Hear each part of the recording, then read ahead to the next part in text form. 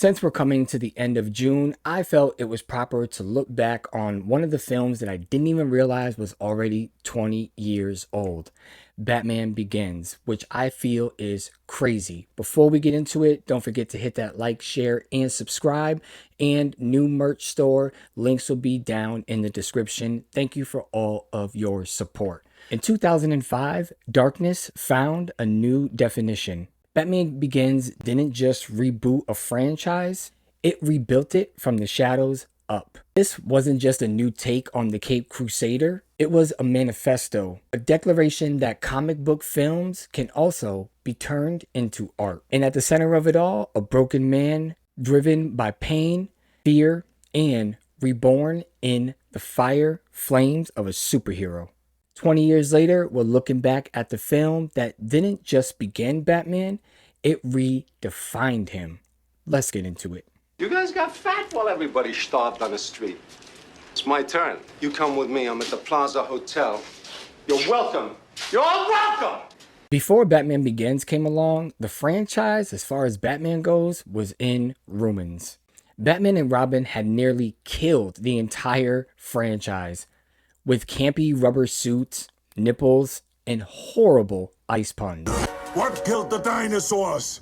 The Ice Age! At the time, studios treated Batman like a brand mascot, a reason to keep selling toys, t-shirts, and all types of merchandise. The Caped Crusader wasn't the badass that we grew up with that we knew from the comic strips. Then came Christopher Nolan, a filmmaker known for mind-bending thrillers like Memento, not your typical average filmmaker. And that was the point. Nolan wasn't chasing capes, he was chasing character. He wanted a real Batman storyline that people could feel, one whose pain could be felt, one whose journey we could believe and really get into. Batman Begins took us somewhere no live-action Batman film dared to.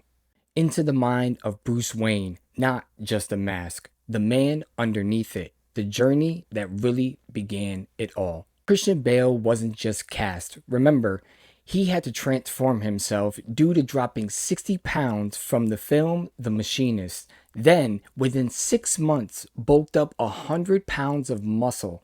That is crazy. He was dangerous, built, toned, and ready for both Bruce and to play the man behind the Caped Crusader.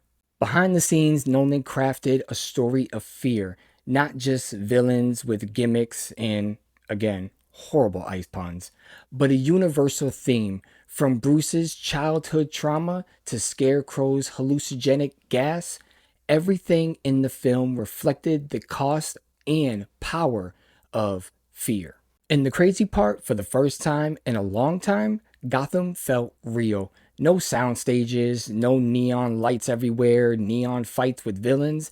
Nolan shot in Chicago, grounding the city in gritty shadows, Batman's best disguise, the darkness.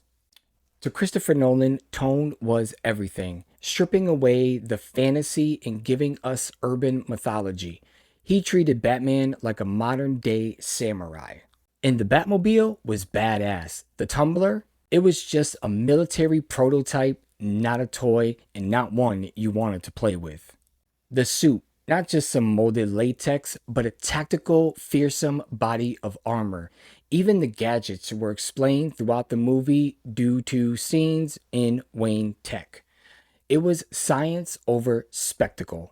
Nolan didn't just script a Batman movie full of gimmicks.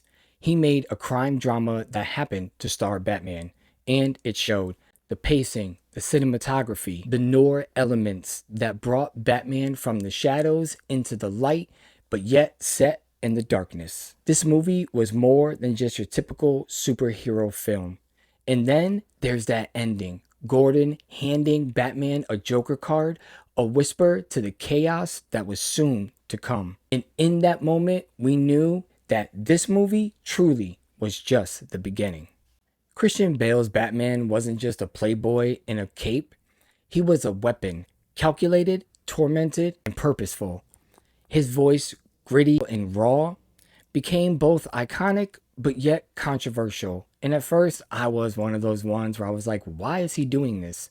But then I realized it wasn't just a voice, it was intent. Bruce needed to disappear behind the bat. Bale played three characters: a real feel Bruce Wayne, a billionaire in fancy suits, the man behind the mask, and the persona that he put on when he became the Bat. I'm Batman. Batman Begins led the foundation for one of the greater trilogies in cinematic history.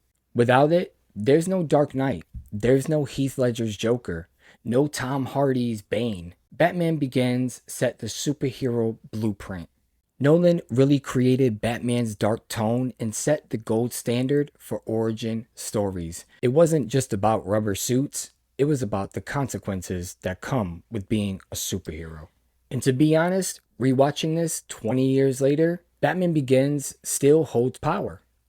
Not because of the explosions or the suits, but because of one man's journey through fear, loss, and justice. And in the end, he didn't just begin his journey, he changed everything. Thanks for checking out this video. Make sure you guys go rewatch Batman Begins. It was really a great movie. I kind of took it for granted when it first came out. Dark Knight still being my favorite one over all three. But I would have to go Dark Knight, Batman Begins, and then last Batman Rise.